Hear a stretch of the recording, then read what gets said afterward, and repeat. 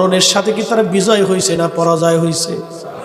আহা, পৃথিবীর বিরাট বড় বড় শক্তিশালী, বিরাট ক্ষমতাওয়ালা, বিরাট বড় বড় দানব মানব, যারা হাজার হাজার মানুষের সঙ্গে একসঙ্গে লড়াই করতে পারতো, তলোয়ার চালাইতে পারতো, তারাও মরণের কাছে ধরাশায়ী হয়ে গেছে। আগামী দিন আমার আপনার পালা, মরণ থেকে পালানোর কোনো রাস্তা নাই। কোরআন বলে, কুল ইন্নাল মাউতাল্লাযী তাফিরুনা মিনহু ফাইন্নাহু মুলাকীকুম।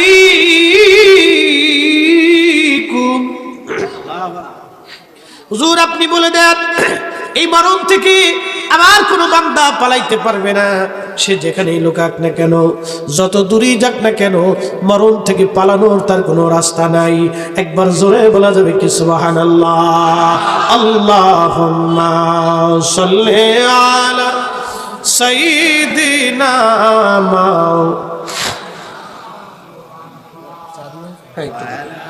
আনি সাইয়্যিদিনা। কষ্ট হচ্ছে আপনাদের? কথা কি বোঝা যায়? মৃত্যুটাকে আমি কেন আপনাদের সামনে উপস্থাপন করতেছি জানেন? অনেক মানুষ মৃত্যুকে ভুলে যায়। কি কথা ঠিক কিনা? মৃত্যুকে ভুলে যায়। এই জন্য আল্লাহ রাসূল উম্মতকে বলতেন, উম্মত নসিহত করার সময় মৃত্যুর কথাটাকে স্মরণ করাই দিয়ে। চেহারা দিছে কে? সৌন্দর্য দিছে কে? এটা দেখে কি আল্লাহ মাফ করবে? আমার দেশের অনেক নারী আছে, মেকআপ নষ্ট হবে বিধায় ওযুই করে না। জোরে কর, মেকআপ নষ্ট হবে বিধায় নারী ওযুই করে না। লিপস্টিক নষ্ট হবে বিধায় এটা ওযু করে না। তার মানে ওযুর চাইতে তার লিপস্টিকের দাম বেড়ে গেছে। শয়তান তার কাছে বিজয়ী হয়েছে। আল্লাহর সে শয়তানকে সে বিজয়ী করছে, সে নিজেকে পরাজিত করছে। আমি আমার এই বোনকে বলবো, লিপস্টিক নষ্ট হবে, ওযু করতেছেন না, মেকআপ নষ্ট হয়ে যাবে, ওযু করলেন না, আপনি সেজদা দিচ্ছেন না। আপনার আগে, বহু আগে যারা দুনিয়ার থেকে কবরে চলে গেছে, আল্লাহ তাদেরকে অনেক সুন্দর করে পৃথিবীতে অনেক নারীকে তৈরি করেছিলেন, কোনো মেকআপ লাগে নাই। কি কথা কর না কেন? ওই ফিলিস্তিনের নারীদেরকে দেখেন তো, ফিলিস্তিনি মহিলাদের দিকে তাকাবেন, ওরা মেকআপ ছাড়াই আল্লাহ ওদেরকে সুন্দর বানিয়েছে। এই কথা কর না কেন? ওরা সুন্দরী নারীগুলি বাচ্চা শহীদ হয়ে গেছে। কালকে দেখতেছি এক পুরুষ মিষ্টি খাওয়াচ্ছে। জিজ্ঞেস করলো মিষ্টি কেন খাওয়া? বলে আমার একটা সন্তান ছাড়া সব শহীদ হয়ে গেছে, এই জন্য খুশিতে মিষ্টি খাওয়াইছি। একসাথে বলবেন আল্লাহু আকবার। তো তাদের ইয়াকিন কত মজবুত, ইয়াকিন কত মজবুত। নারীরা বলতেছে আমাদের সন্তান যদি আরো থাকতো তো আরো শহীদ হয়ে যাবে। একসাথে বলবেন আল্লাহু আকবার। আর আপনার বেডিরা মেকআপ নষ্ট হবে, ওযুই করে না। হাতে বেডি দিয়ে কি তা হইতো? হ্যাঁ, এই বেডি দিয়ে হইব কি? কিচ্ছুই তো না। প্রিয় মুসলমান, সৌন্দর্য আল্লাহ রাব্বুল আলামিন সৃষ্টি করলেন। সৌন্দর্য দিয়ে আল্লাহ আমাদেরকে মাফ করবে না। বিরাট বড় এলেম, আমার অনেক বড় বিরাট বড় শিক্ষিত, আমি ডক্টর, আমি ডাক্তার, আমি ইঞ্জিনিয়ার, আমি বিরাট বড় শাইখুল হাদিস, আমি মুফতি, আমি মুহাদ্দিস, আমি প্রিন্সিপাল, আমি মুনাজ্জির আজম, এইগুলি দিয়ে কিয়ামতের মাঠে আল্লাহ মাফ করবে না। আল্লাহর দরবারে একটাই দাম, ইন্না আকরামাকুম ইনদাল্লাহি আতকাকুম। কোরআন বলে নিশ্চয় আমার কাছে সে সম্মানিত হবে যার তাকওয়া বেশি। একসাথে বলবেন না মারহাবা। হযরত ওয়াসিল কারনী তিনি খেজুরের বিচি টুকাইয়া টুকাইয়া বাজারে বিক্রি করে জীবন চালাইতেন। সমাজে তার কোনো দাম ছিল না। কর্ণের মানুষ তাকে পাগল মনে করত, মজ্জুব মনে করত, দুনিয়া বিরাগী জাহেদ ছিলেন তিনি। আমাদের দেশের ছেলেরা প্লাস্টিক টুকাইয়া টুকাইয়া বাজারে বিক্রি করে চলে, তাদেরকে আমাদের দেশে বলে টুকাই।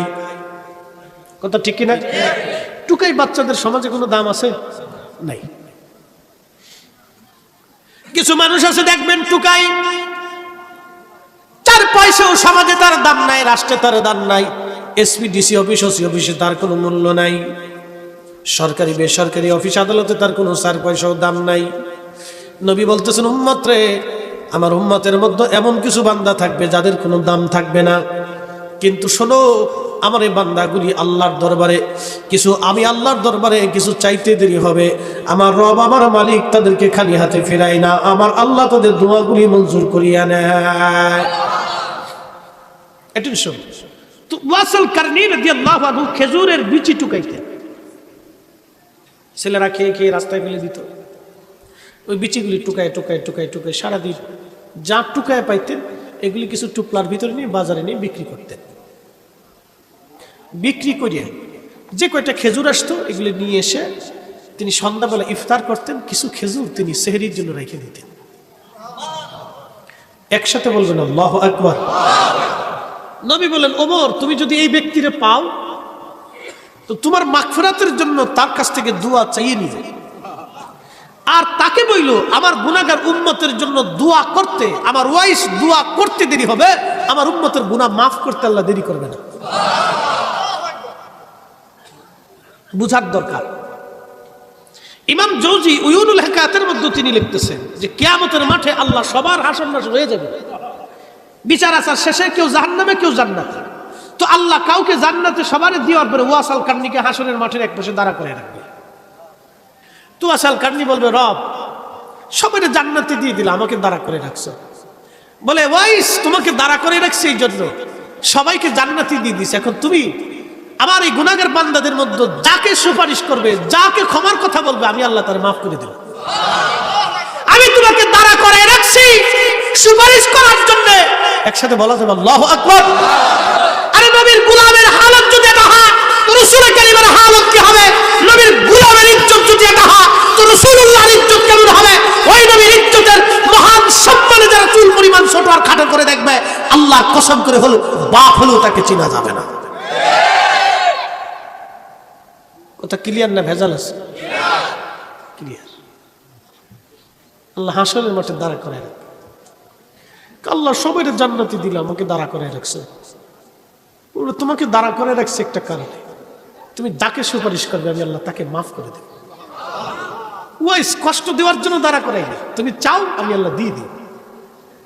দুনিয়াতে তুমি কষ্ট করছো, হাসরে কষ্ট করবে না। তুমি চাও, তুমি চাইলে দিয়ে দিই। অথচ দুনিয়ার বাজারে সে খেজুরের বিচি টুকাইতে। আল্লাহু আকবার বলবেন। চেহারা দেখে ফরিদ হিসাবে চেহারা ভালো এই জন্য মাফ হবে? অসম্ভব। কণ্ঠ ভালো এই জন্য ক্ষমা হবে? অসম্ভব। এই জন্য ক্ষমা নেই। বিরাট বড় পয়সার মালিক, এইগুলি দিয়ে আল্লাহর ক্ষমা হবে না। কোটি কোটি টাকা দিয়ে কোনো ক্ষমা নাই। এইগুলি দিয়ে রব্বে কারীমের দরবারে 4 পয়সা মূল্য নাই। মূল্য কোনটা?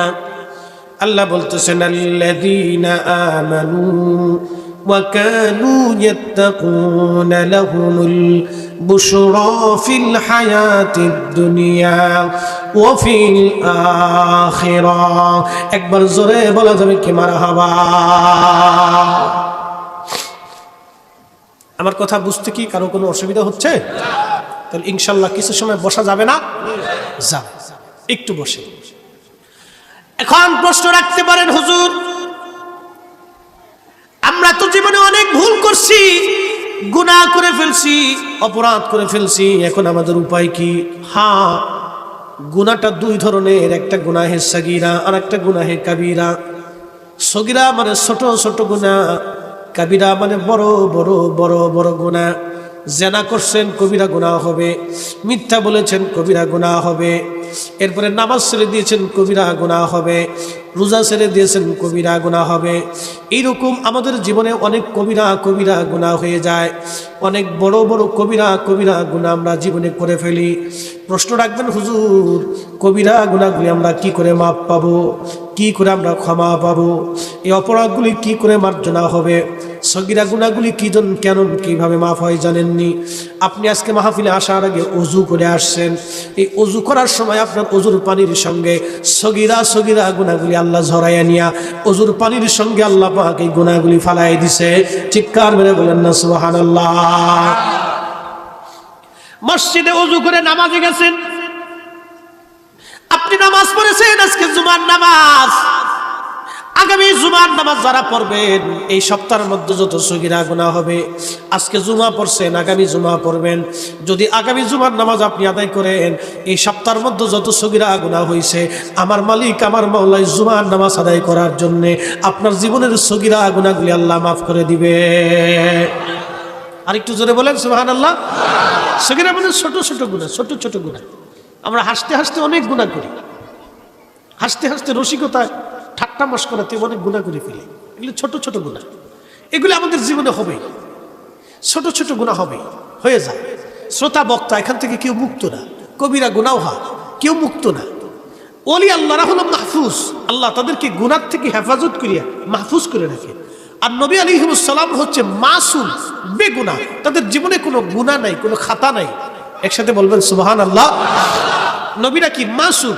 আমাদের দেশে একদল আছে বুকে হাত বেঁধে নামাজ পড়ে, এদের আকীদা বিশ্বাস হচ্ছে মুহাম্মদ সাল্লাল্লাহু আলাইহি সাল্লাম আমাদের মতো মানুষ ছিলেন বিদায় নবীর জীবনে ভুল হইতো। যারা আল্লাহ রাসূলের জীবনে ভুল ধরে ওরা ইহুদিদের চাইতেও নিকৃষ্ট। আপনি ঠিক বললেও ঠিক, না ঠিক বললেও ঠিক, এটাই ঠিক। যারা আল্লাহ রাসূলের জীবনে ভুল ধরে ওই ইহুদির চাইতেও নিকৃষ্ট, ওই ইহুদির চাইতে নিকৃষ্ট। ওর মুসলমান হওয়ার কোনো যোগ্যতা নাই। ওরা শুধু শুধু মুসলমানি দিছে, সোনা কেটে খামা হওয়ার ভেজাল বাঁধাইছে। কি আসেন কে কথা কর লেখা, ওরা শুধু এটা কাটতে আর ভেজালটা বাঁধাই দিছে। তো কাটার দরকার কি ছিল? তো ওইভাবে রেখে দিই, যা চলে যা না, মন খারাপ করার কিছু নাই। আমি হাসতে হাসতে বলতেছি কথাগুলো, খুব দামি কথা। আহলে সুন্নাত ওয়াল জামাতের চূড়ান্ত আকীদা হচ্ছে রাসূল করিম সাল্লাল্লাহু আলাইহি সাল্লাম নির্ভুল। একসাথে বলা যাবে না মারহাবা? কোনো গুনাহ খাতা কিচ্ছু ছিল না, সব থেকে পুত পবিত্র। মাথা মোবারক থেকে একবারে পা মোবারক পর্যন্ত পাক এবং সাপ, পাক ও সাপ, পাক ও সাপ, সৃষ্টিগতভাবেও পাক এবং আল্লাহ পাক সবকিছু থেকে তার পাক রাখছে। দুনিয়ার সমস্ত আবর্জনা বিবর্জনা থেকে রাসূল করিম সাল্লাল্লাহু আলাইহি সাল্লাম ছিলেন পাক এবং পবিত্র। একসাথে বলা যাবে সুবহানাল্লাহ। প্রিয় উপস্থিতি, খুব মনোযোগ দেন। কোরআন বলতেছে কামা আরসালনা ফীকুম রাসূলাম মিনকুম ইয়াতলু আলাইকুম আয়াতিনা ওয়া ইউযাক্কিকুম ওয়া ইউআল্লিমুকুমুল কিতাবা ওয়াল হিকমাতা ওয়া ইউআল্লিমুকুম মা লাম তাকুনু তা'লামুন।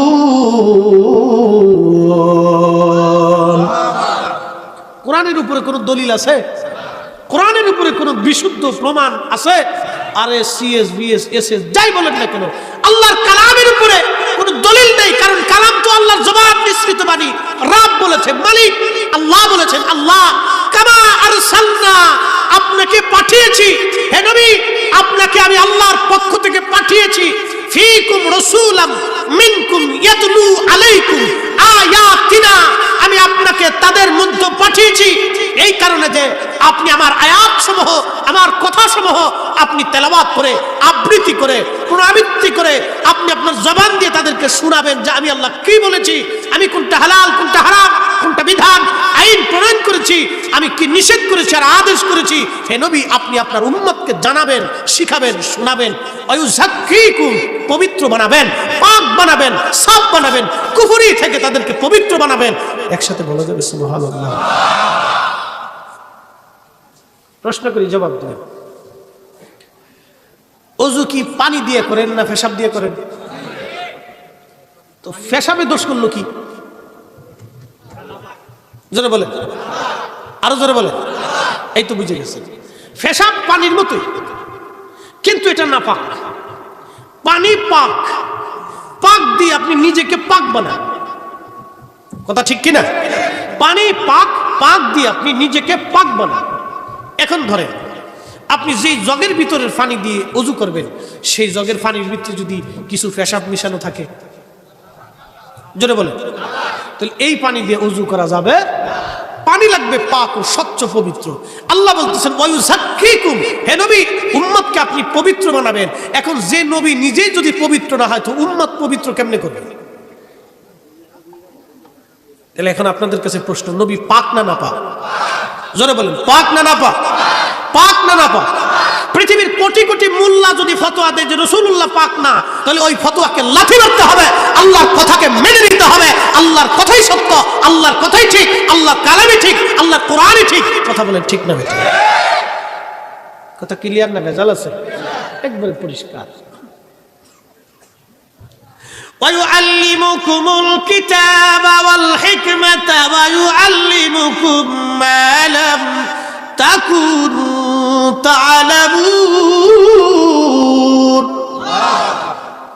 কোরআন বলতেছে হুজুর আপনি তাদেরকে হিকমত শিক্ষা দিবেন আর কিতাব শিক্ষা দিবেন হিকমত এবং কিতাব আপনি তাদেরকে শিক্ষা দিবেন এমন বিষয় আপনি তাদেরকে শিখাবেন যেটা তারা জানতো না একবার জোরে বলা যাবে কি মারহাবা এখন আপনাদেরকে কয়েকটা বিষয় আপনাদেরকে জানাই যেটা আমরা জানতাম না 1450 বছর আগে কিন্তু চিকিৎসা বিজ্ঞান এতটা আধুনিক ছিল না আল্লাহর নবী বলেন উম্মতরে খানা খাওয়ার পরে তোমরা আঙ্গুল চেটে চেটে খাও কি চেটে খাও আঙ্গুল চেটে খাও এখন 1450 বছর আগে রাসূল আঙ্গুল চেটে খাইছেন উম্মত তো আঙ্গুল চেটে খাইছে এই প্রায় 1350 বছর পর্যন্ত সবাই আঙ্গুল চাটছে আর অন্য অন্য ধর্মের মানুষ আপনারা বলতো ওরা সব ইলিটারেট মূর্খ ওদের মুহাম্মদ আঙ্গুল চাটছে ওরাও আঙ্গুল চাটতেছে বলতো কেন বলতো আঙ্গুল চাটার ভিতরে যে কি আছে আমরা জানতাম না কিন্তু কোরআন বলতেছে ওয়া ইউআল্লিমুকুম মা লাম তাকুনু তা'লামুন আপনি এমন বিষয় উম্মতকে শিখাবেন যেটা উম্মত জানতো না উম্মত জানে না তো আঙ্গুল চেটে খাইলে উম্মতের কি উপকার হবে উম্মত জানে না কিন্তু রাসূল জানে বিধায় শিখাইছে সুবহানাল্লাহ বললেন না পেশাব করার পরে আমরা ঢিলা কুলুপ করি কি না অনেকে না করি দুই বাড়ি দিয়ে চলে যায় অনেকে পেশাব করার পরে ঢিলা কুলুপ করে না এত অমনি সাইড দিয়ে চলে যায় নাপাক থাকে বাথরুম করার পরে আমরা অনেকে ঢিলা কুলুপ করি না এখন টিস্যু বেরিয়েছে আধুনিক সিস্টেম সাবান টাবান বেরিয়েছে কিন্তু 1450 বছর আগে সাবান ছিল না প্রশ্ন তো রাসূলুল্লাহ 1450 বছর আগে মাটি দিয়ে বাথরুম করার পরে ঢিলা শিক্ষা দিছে কেন শিখাইলেন এই যে স্যানিটাইজেশন ব্যবস্থাটা এটা বর্তমান আধুনিক বিজ্ঞানে এসে স্যানিটাইজেশন করে ডাক্তাররা চিৎকার করে গলা শুকিয়ে ফেলতেছে সরকার শিখাইতেছে এটা করেন সেটা করেন কিন্তু এই স্যানিটাইজেশন তো 1450 বছর আগেই আমাদের নবী উম্মতকে শিখাই দিয়ে গেছে হাতে কলমে যে উম্মত বাথরুম করার পরে তুমি স্যানিটাইজেশন করবে তুমি 3টা ঢিলা ব্যবহার করবে কারণ কি তুমি যখন 3টা ঢিলা ব্যবহার করবে তখন তোমার ওই বাথরুম হাতে লাগবে না এবং বাথরুম করার পরে তুমি এই কি করবে এই মাটি দিয়ে ভালো করে ধুয়ে পরিষ্কার করবে তুমি সাফ হয়ে যাবে পাক হয়ে যাবে তোমার হাতে পয়জন থাকবে না এরপরে তুমি ওই ভাত দিয়ে খাবে খানা খাবে তোমার পেটে পীড়া হবে না তোমার পেটে অসুস্থতা আসবে না ডায়রিয়া হবে না এই বাথরুমে নষ্ট তোমার পেটের প্রবলেম হবে না তোমার পেটের অসুস্থতা আসবে না একসাথে বলা যাবে না মারহাবা এই শিক্ষাটা 1450 বছর আগে উম্মতকে নবী দিলেন কিন্তু উম্মত জানতো না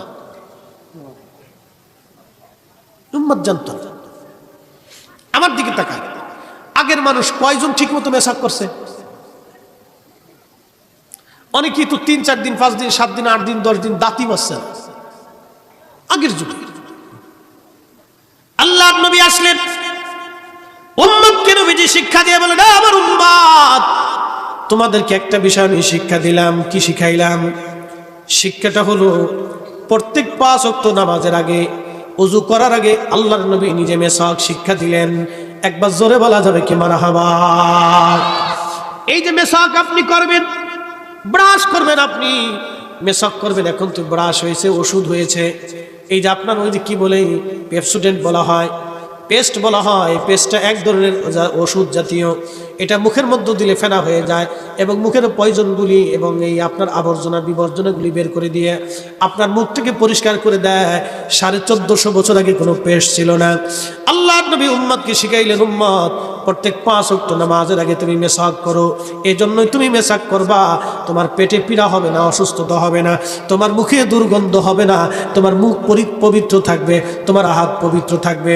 তোমার শরীর পবিত্র থাকবে তুমি নিজে পবিত্র থাকবা তুমি নিজে সুস্থ থাকবা তুমি নিজে পাক এবং সাফ থাকবা একবার জোরে বলা যাবে কি মারহাবা উম্মত এইগুলি জানতো না নবী শিখিয়েছে কি কথা কোন ঠিক কি না উম্মত জানতো না নবী হাতে কলমে শিখিয়েছে যে দেশের মানুষ স্ত্রী সহবাস করে গোসল করত না দিনে দুপুরে যেখানে সেখানে নারী সঙ্গম করত কাবা ঘরে উলঙ্গ নারীদেরকে দিয়ে প্রদর্শন করত কাবা ঘরের চারপাশে নারীদেরকে উলঙ্গ করে প্রদর্শন করত যেই সময়ের মানুষ গোলাম কেনার জন্য কোন নারী কেনার জন্য তার অঙ্গ প্রত্যঙ্গ দেখে আনতো ছি ছি ছি ছি সেই সময় রাহমাতুল লিল আলামিন এসে মানুষকে পর্দা শিখিয়েছে। যে সময় নারী জাতিকে মানুষ জীবন্ত কবর দিত, সে সময় নারী জাতির অধিকার আমাদের নবী ফিরিয়ে দিয়েছে।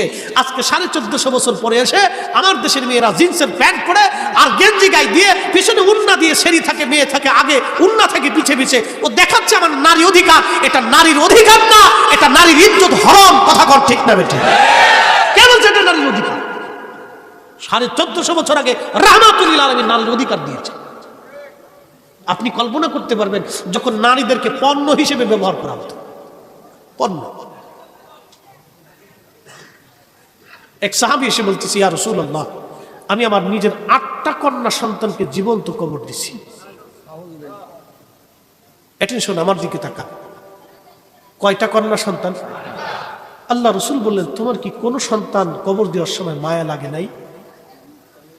সাহাবী কেঁদে দিয়ে বলেন, ইয়া রাসূলুল্লাহ, শেষ সন্তানটা, মেয়েটা কবর দেওয়ার সময় আমার খুব মায়া লাগছিল। নবীজি কলিজা কেমন কঠিন কলিজা ছিল যে 7টা কন্যা সন্তান জীবন্ত কবর দিছে, মনে একটু মায়া লাগে নাই। আল্লাহ রাসূল বললেন, সাহাবী, 8 নাম্বার কন্যা সন্তান তুমি জীবন্ত কবর দেওয়ার সময় তোমার কেন মায়া লাগলো? সাহাবী ডেকে বলেন, ইয়া রাসূলুল্লাহ, 8 নাম্বার কন্যা সন্তানটা বড় মায়াবী ছিল, সুন্দর ফুটফুটে চেহারা ছিল, সে আমাকে খুব বেশি ভালোবাসতো, আমাকে ছাড়া কোথাও থাকতো না। হুজুর, আমি আমার এই ছোট্ট কন্যা সন্তানটাকে নিয়ে যাচ্ছিলাম মরুভূমির মধ্যে, আমার মেয়েটা আমার সঙ্গে কবর খনন করতেছিলাম, মেয়েটা আমার সঙ্গে কবর খনন করতেছিল। হুজুর, আর আমার দাড়িতে আমার কাপড়ে মাটিগুলি লাগতেছিল, সে ঝেড়ে ঝেড়ে পরিষ্কার করে দিচ্ছিল আমাকে, আর বলতেছিল, বাবা কবর তুমি কেন খনন করো বাবা? আমি সেই সময় বাচ্চাটাও বুঝতেছিল না, কিছু সময় পরে তার জীবন সলিল সমাধি হয়ে যাবে। হুজুর, আমার বাচ্চাটা আমার দাড়ির ময়লাগুলি ঝেড়ে ঝেড়ে ফেলতেছিল, পোশাকে জুব্বতে কাপড়ে সে ময়লা লাগতেছিল, ঝেড়ে ঝেড়ে পরিষ্কার করে দিচ্ছিল, মাটি খুঁজে খুঁজে দিচ্ছিল ছোট ছোট হাত দিয়ে। ইয়া রাসূলুল্লাহ, ইয়া হাবিবাল্লাহ, যখন আমার কবর খনন হয়ে গেল, আমি বাচ্চাটাকে ধাক্কা দিয়ে কবরের মধ্যে ফেলে দিলাম। এমন সময় মেয়েটা চিৎকার দিয়ে বলল, বাবা আমাকে জানে মেরে ফেলে দিও না, আমাকে বাঁচায় রাখো, বাবা আমাকে মাইরো না। তখন আমার মনে বড় মায়ার উদ্রেক হয়েছিল, কিন্তু নিষ্ঠুর মন, আমি পণ করেছি আমার কোনো কন্যা জীবিত রাখবো না। আমি আমার ওই কন্যাটাকে মাটি চাপা দিয়ে হত্যা করলাম। ইয়া রাসূলুল্লাহ, জীবনের গুনাহ কি মাফ হবে নি? আমার এই ভুলের গুনাহ কি ক্ষমা হবে নি? সে চিন্তা করে এখন আমি নিবৃতে কাঁদি। ইয়া রাসূলুল্লাহ, আমার ভয় হয় আমার এই গুনাহ কি আমার মাফ হবে নি? আল্লাহর নবী কাঁদতেছিলেন আর বলতেছিলেন, সাহাবী, তুমি কালেমা পড়ার সঙ্গে সঙ্গে আমার মালিক, আমার মাওলা তোমার জীবনের সব গুনাহগুলি মাফ করে দিয়েছে।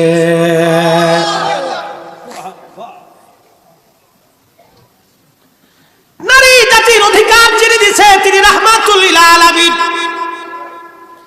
নারী জাতির অধিকার যিনি দিয়েছে, নারী জাতির সর্বোচ্চ সম্মান যিনি দিয়েছে তিনি রাহমাতুল লিল আলামিন। নারী জাতির এত বড় সম্মান আল্লাহ দিয়েছে, নবী বলেছে, আমার উম্মত, তোমার মায়ের সন্তুষ্টি আল্লাহর সন্তুষ্টি। তোমার মা যদি বেজার হয়, তুমি মক্কা মদিনার ইমাম হও, বাইতুল আকসার ইমাম হও, 1000 বছর জীবন্ত যদি বেঁচে থাকো, মাকামে ইব্রাহিম তুমি যদি বছরের পর বছর নামাজ পড়ো, আর খোদার ঘর গিলাফ দিয়ে যদি তোমাকে কাফন পরানো হয়, মা যদি তোমার উপর বেজার হয়, তারপরেও জান্নাত হবে না। আল্লাহ মা জাতির, নারী জাতির এত পরিমাণ বড় ইজ্জত আল্লাহ পাক দিয়ে দিছে। একবার চিৎকার মেরে জোরে বলেন আল্লাহু আকবার। আরে বেডি খালি উলঙ্গ হবার চায়, এ জাতি খালি উলঙ্গ হইতে চায়, এ জাতি খালি কাপড় চোপড় শুনাইতে চায়। লজ্জা করা উচিত। এ জাতি চায় শুধু কাপড় চোপড় শুনাইতে, যত কমাইতে চায় জাতি, খালি ল্যাংটা হইতে চায়। কি কথা কর না, এ জাতি খালি চায় ল্যাংটা হইতে। ওরা মনে করে আমেরিকানরা ল্যাংটা হয়েছে এই জন্য আমরাও ল্যাংটা হব, ওরা মনে করে ইউরোপিয়ানরা ল্যাংটা হয়েছে এই জন্য আমরা ল্যাংটা হব, অনেকগুলি মনে করে। আচ্ছা, আপনি একটু ইউরোপে খোঁজ নিয়ে দেখেন তো, কয় ঘরে শান্তি আছে? বউ একদিক, জামাই আর একদিক, বাচ্চা কার হয়েছে কোনো হিসাব নাই। বিয়ে হওয়ার আগেই বাচ্চা হয়েছে। মেশিনে এইবারের ভক্ত যারা আছেন মন খারাপ করেন না, ওদের বিয়ে হওয়ার আগে 2-3টে পোলাপান হয়ে গেছে। কি কথা কর না কেন? বিয়ে হয় না তার আগে পোলাপান হয়েছে। আচ্ছা বিয়ে হয় না তার আগে যদি পোলাপান যদি হয়েছে, হালাল না হারাম? হালাল জাদা না হারাম জাদা? জোরে কর না, হালাল জাদা না হারাম জাদা? তো বুঝে জানে না। আগুন লাগছে, কলিজাতে আগুন লেগে গেছে না? উরে সব বনাস লাগলে তো কিছু করার নাই। আজকে আপনার কলিজায় আগুন লাগতেছে, কিন্তু আপনি জানেন হাবিয়া দোজখের আগুনটা কত ভয়াবহ হবে। এটা ভিতর থেকে জ্বলতে শুরু করবে। হাবিয়া দোজখের আগুনটা তো ভিতর থেকে জ্বলা শুরু হয়ে যাবে, পুরাইতে পুরাইতে পুরাইতে পুরাইতে পুরাইতে পুরাইতে শরীর লাল হয়ে যাবে, আগুনে রক্তিম হয়ে যাবে শরীর পুরে পুরে, কিন্তু ঝলসে যাবে না। লক্ষ লক্ষ বছর ধরে পুড়তে হবে। নবী বলছেন আল মারউ মা মান আহাব্বা, তুমি যাকে মহব্বত করবে তার সাথে হাসর নাসর হবে। দুনিয়াতে যদি রাসূলুল্লাহর গোলামি করেন তো মেহশরে রাসূলুল্লাহর গোলামি হয়ে যাবে। দুনিয়াতে যদি আল্লাহর ওলিদেরকে ভালোবাসেন তো মেহশরের মাঠে ওলিদের সাথে হাসর নাসর হবে। দুনিয়াতে যদি মেসি নেইমারকে মহব্বত করেন তো হাসরের মাঠে মেসি নেইমারদের সাথে হাসর নাসর হবে। আপনি ঠিক বললেও ঠিক, না ঠিক বললেও ঠিক, এখন বুঝে সুঝে পক্ষপাতিত্ব নিয়ে। আগুন লাগছে কলজায় না, লাগলে কিছু করার নাই, ওগুলি লাগলে কিছু করার নাই। বন্ধু আপনাকে দাওয়াত দিচ্ছি, মানা না মানা আপনার, বুঝা না বুঝা আপনার, কবর আপনার, হাসর আপনার। ওইখানে তাকিয়ে দেখেন বহু মানুষ ঘুমিয়ে গেছে যার আপনার চেয়ে অনেক শক্তিশালী ছিল, অনেক পয়সাওয়ালাও ঘুমিয়ে গেছে, অনেক ক্ষমতাওয়ালাও ওখানে মিসমার হয়ে গেছে, নিশ্চিহ্ন হয়ে গেছে, তার কাছে এখন কেউ যায় না। গুলশান বনানীর গোরস্থানে আজিমপুরে যায় দাঁড়াবেন, কোটি কোটি কোটি কোটি টাকার মালিকের কবরের কোনো ঠিকানাই নেই। দুনিয়ায় মানুষের কত জমিন সে দখল করছে, দুনিয়া কত মানুষের মাথায় বাড়ি মারছে, দুনিয়া কত মানুষের চোখের পানি সে ঝরিয়েছে, আজকে তার কবরের ঠিকানাই নেই। কি কথা কর না কেন? তার কবরের ঠিকানাই আজকে নাই, কিন্তু তারপরে মানুষ পারাপারি কারাকারি ধাক্কাধাক্কি গুতাগুতি করতেছে। 1 ইঞ্চি জমি ছাড়ে না।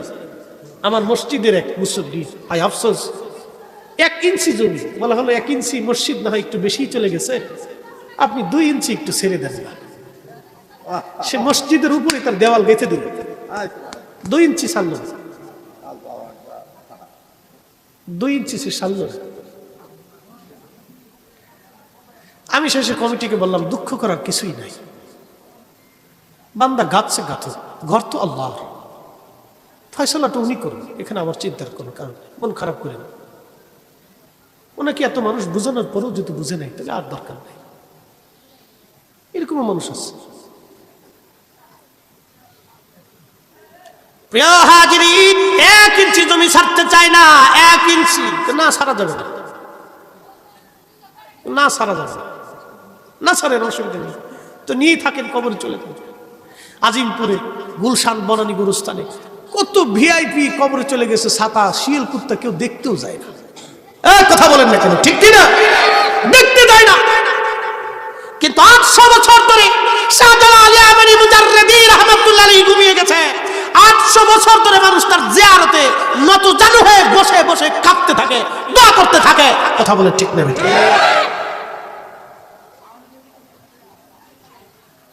সতুরার পীর সাহেব হুজুর কেবলা কত বছর ইন্তেকাল করছে? হ্যাঁ, কত বছর হবে হুজুর? আমি তখন 6ম ক্লাসে পড়ি। 6ম? আমার বয়স কম মনে হয়, 50 আপ, 50 আরো বেশি, 60-70 বছর ধরে, 60-70 বছর হুজুর কেবলা ইন্তেকাল করেছেন। মাজার শরীফে ঘুমিয়ে গেছেন। জিয়ারত কি বন্ধ হয়েছে? একসাথে বলে আরো জোরে হয়েছে, হবে, চলতে থাকে। বহুত মানুষ হয় মাহফিলে, আমি তো গেছি মাহফিলে, জিয়ারত চলতেছে, অগণিত মানুষ, প্রতিনিয়ত মানুষ জিয়ারত করে। কেন করে? খালেদার মুসলমান খুবই মনোযোগ দিয়ে শুনিয়া যান। দুনিয়া কিছুই না, কিছুই না, যেটার জন্য আমি আপনি পারাপারি করলাম, মানুষের ক্ষতি করলাম, এই দুনিয়া কিছুই না। আহায়, নারী জাতির ইজ্জত আল্লাহ নিজে দিয়েছেন, আল্লাহর নবী দিয়ে গেছেন। উম্মত যেটা জানে না নবী সেটা শিখাই দিয়ে গেলেন, উম্মত যেটা বুঝে নাই রহমতের নবী সেটা শিখাই দিয়ে গেলেন। প্রশ্ন রাখবেন মুফতি ফরিদি, অন্যায় তো করে ফেলছি, ক্ষমার দরজা কি খোলা আছে? হ্যাঁ, এখনো তওবার দরজা খোলা আছে, মাফের দরজা খোলা, এখনো তওবার দরজা খোলা, ক্ষমার দরজা এখনো খোলা আছে। ক্ষমার দরজা আমার মালিক আমার মাওলা বন্ধ করে নাই। সগীরা এবং কবিরা গুনাহের কথা বলছিলাম। সগীরা গুনাহগুলি আল্লাহ রাব্বুল আলামিন বিভিন্ন নেক আমলের কারণে সগীরা গুনাহ আল্লাহ মাফ করে দেয়, কিন্তু কবিরা গুনাহগুলি তওবা করা ছাড়া আল্লাহ মাফ করে দেয় না। তওবা ছাড়া কবিরা গুনাহ আল্লাহ মাফ করে না। মনোযোগ দিয়ে, কবিরা গুনাহগুলি আল্লাহ তওবা ছাড়া মাফ করে না, সগীরা গুনাহগুলি আল্লাহ রাব্বুল আলামিন বিভিন্ন নেকের মাধ্যমে ক্ষমা করে দেয়, মিটিয়ে দেয়। বনি ইসরাইল জাতি আগে থেকে এটা বড় নিকৃষ্ট। বনি ইসরাইলের ভিতরে আল্লাহ ৭০,০০০ নবী পাঠাইছিলেন, কম বেশি হতে পারে। ৩০০ নবীকে তারা হত্যা করেছে, একজন দুইজন নবী তারা হত্যা করে নাই, প্রায় ৩০০ নবী তারা হত্যা করেছে। এই বনি ইসরাইল জাতির ভিতরে অনেক নিকৃষ্ট মানুষের আবির্ভাব হয়েছে। এই বনি ইসরাইলের ভিতরে অনেক নিকৃষ্ট মানুষও ছিল, আবার উৎকৃষ্ট মানুষ এই বনি ইসরাইলের মধ্যেও ছিল। আজকে যে বনি ইসরাইল ইহুদি জাত ফিলিস্তিনের মুসলমানদেরকে হত্যা করে, এই বনি ইসরাইলের জাত বড় নিকৃষ্ট ছিল। ৩০০ নবী তারা হত্যা করে ফেলেছে এই বনি ইসরাইলের মানুষ। তার মানে বোঝা যায় তারা কঠিন হৃদয়ের মানুষ ছিল, শক্ত হৃদয়ের মানুষ। এই বনি ইসরাইল জাতির আগে আল্লাহ একটা জাতি পাঠাইলেন, তার নাম কওমে সামুদ। এই কওমে সামুদের কথা বলছিলাম আমি, খুব মনোযোগ দেন। এই কওমে সামুদের ভিতরে যারা ছিল তারা বড় বড় দেহওয়ালা, বিরাট শক্তিশালী ছিল। শক্তির অহমিকায় অহংকারে তারা একবারে খুব পরোয়ারা হয়ে গেল। তারা হযরত সানি আলাইহিস সালামকে মানতে চাইল না। আল্লাহর নবী হযরত সালেহ আলাইহিস সালাম বলেন, ও আমার কওম, তোমরা এক আল্লাহর প্রতি ঈমান আনো, আল্লাহর আইনগুলি তোমরা মেনে মেনে চলো। কিন্তু ক্ষমতার কারণে, পয়সার শক্তির অহংকারে মানুষগুলি আল্লাহকে ভুলে গেল, আল্লাহর আইনকে অমান্য করতে লাগলো। যেমন আজ বনি ইসরাইলরা, আজকে ইহুদিরা ইসরায়েল রাষ্ট্র ফিলিস্তিনের উপরে অত্যাচার করে। এই অত্যাচার আজকে থেকে না ৭৬ বছর ধরে এরা আজ অত্যাচার করে যাচ্ছে। এই ইসরায়েল ছিল রোহিঙ্গাদের মতো। দ্বিতীয় বিশ্বযুদ্ধের সময় হিটলার তাদের ৬০ লক্ষ মানুষ হত্যা করেছিল। একটা দুইটা ইসরায়েলি মারে নাই, ৬০ লক্ষ ইহুদি এই হিটলার হত্যা করেছিল। পশ্চিমারা চিন্তা করলো এদেরকে তো একটু জায়গা দেওয়ার দরকার। তখন ইহুদিদেরকে কিছু ইহুদি আইনায় বর্তমান ফিলিস্তিনে রাখছে। ফিলিস্তিনরা পৃথিবীর একমাত্র মানব গোষ্ঠী যারা দয়া দেখাইতে যাই আজকে বিপদে পড়ে গেছে, মানবতা দেখাইতে যাই আজকে বিপদে পড়ে গেল। আমরা বাঙালিরা যেমন রোহিঙ্গাদেরকে জায়গা দিলাম, ৫০ বছর পরে যদি রোহিঙ্গারা আমাদের উপর অত্যাচার করে, তখন আমাদের দুঃখের আর কোনো সীমা থাকবে না। কথা বলেন ঠিক কিনা? আমরা যেমন রোহিঙ্গাদেরকে জায়গা দিছি, এই ফিলিস্তিনি মানুষগুলো ইহুদিদেরকে জায়গা দিছিল। ফিলিস্তিনিরা বলল ওরা অল্প কয়েকজন মানুষ, কোথায় যাবে কোথায় থাকবে, না ওরা আমাদের কাছেই থাকুক। দয়া দেখাইছে, হ্যাঁ, উপকারের ৩ দোষ। দয়া দেখাইছে, দয়া দয়া। ফিলিস্তিনিরা দয়া দেখাইছে যে না ওরা আমাদের কাছেই থাকুক।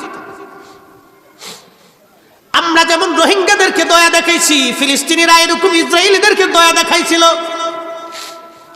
এই ইসরায়েল রাষ্ট্রদেরকে রাষ্ট্র ছিল না, এটা একটা বংশের নাম। এরপরে পশ্চিমারা ব্রিটিশ আর ব্রিটিশ, আমেরিকা আর ব্রিটেন মিলে এদেরকে অস্ত্র শস্ত্র দিয়ে, টাকা পয়সা, শিক্ষা দীক্ষা দিয়া, ট্রেনিং দিয়া, তারপরে আরবের ভিতরে এদেরকে পয়জন বানাইয়া এরা আস্তে আস্তে আস্তে আস্তে ফিলিস্তিনের ভূমি দখল করে করে একটা রাষ্ট্র ঘোষণা দিল। আর পশ্চিমারা এই রাষ্ট্রের স্বাধীনতা ঘোষণা দিয়ে দিল। দেখেন ফিলিস্তিন কিভাবে হারা। পশ্চিমারা তাদেরকে শক্তি দিয়ে, অস্ত্র দিয়ে একটা রাষ্ট্র গঠন করাই দিল। অ্যাটেনশন, রাষ্ট্র গঠন করানোর পরে জায়গা হলো ফিলিস্তিনিদের। ওরা ১০ লক্ষ ফিলিস্তিনের জায়গা ঘর দখল করে নিল। কিভাবে নিছে? এই খারেরার এই জায়গাটা আপনাদের, এই খারের একটা গ্রাম, এই গ্রামের ভিতরে আপনারা সবাই বসবাস করেন। ঘুম থেকে উঠছেন সকাল 10টার সময়, নোটিশ আসছে ৭২ ঘন্টার ভিতরে গ্রাম ছেড়ে দিতে হবে। আমার দিকে তাকান, 72 ঘন্টার ভিতরে গ্রাম পরিষ্কার করে দিতে হবে। যাদের যাদের বসত বাড়ি আছেন সবকিছু নিয়ে চলে যান। কোথায় যাবেন, কোথায় থাকবেন, কোথায় ঘুমাবেন, কি করবেন, কোনো হদিস নেই, চলে যান। যদি প্রতিবাদ করেন তাহলে ধরে নিয়ে যাইতো, হত্যা করে ফেলতো, গুম করে ফেলতো। এইভাবে 75 বছর ধরে যন্ত্রণা দিতে দিতে 10 লক্ষ মানুষের বাড়ি ঘর ওরা দখল করে নিছে। পৃথিবীতে এর চাইতে বড় জুলুম আর কিছু হতে পারে না। কথা বলেন ঠিক কিনা? আজকে আপনারা মিডিয়াতে যাদেরকে জঙ্গি মনে করেন, যে হামাসরা মনে হয় জঙ্গি, আসলে ওরা জঙ্গি না, ওরা হলো স্বাধীন মুক্তিকামী। আমাদের দেশে মুক্তিযোদ্ধারা যুদ্ধ করছিল দেশ বাঁচানোর জন্য, ওরা ওদের দেশ বাঁচানোর জন্য, রাষ্ট্র বাঁচানোর জন্য, জমি বাঁচানোর জন্য, মানুষ বাঁচানোর জন্য ওরা যুদ্ধ করতেছে। ওরা জঙ্গি না, ওরা মুক্তি বাহিনী। কথা বলেন ঠিক না বেঠিক?